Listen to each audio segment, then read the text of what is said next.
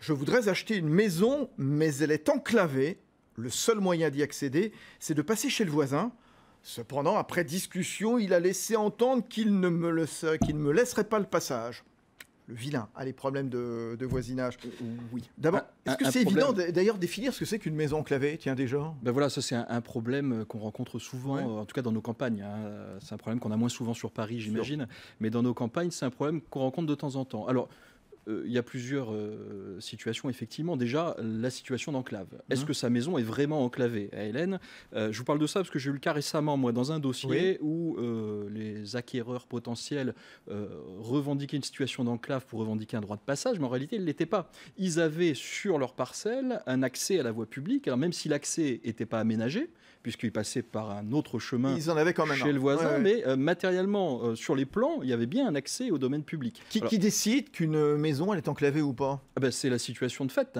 C'est si votre terrain, si votre parcelle, au cadastre, on peut le visualiser très simplement, si elle a un accès sur le domaine public possible, à ce moment-là, votre parcelle n'est pas enclavée.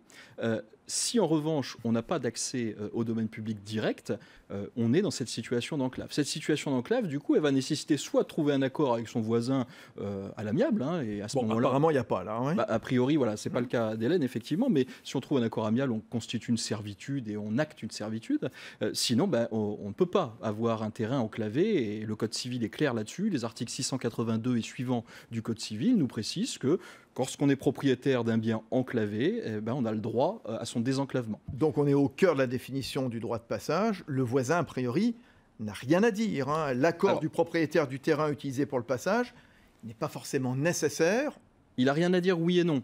Il n'a rien à dire, effectivement. Il doit laisser le passage si c'est par son terrain que le chemin est le plus court et que cet accès est le moins dommageable. Il y a des conditions. Il y a des conditions, évidemment. On ne va pas contraindre n'importe qui, de n'importe quelle manière, à autoriser l'accès simplement parce qu'on a décidé d'avoir l'accès. Et il faut verser une indemnité au voisin, éventuellement, ou pas? Éventuellement, oui, effectivement. Alors, ça peut se négocier si on est dans le cadre d'un passage conventionnel. Et puis, sinon, c'est un juge qui en décidera.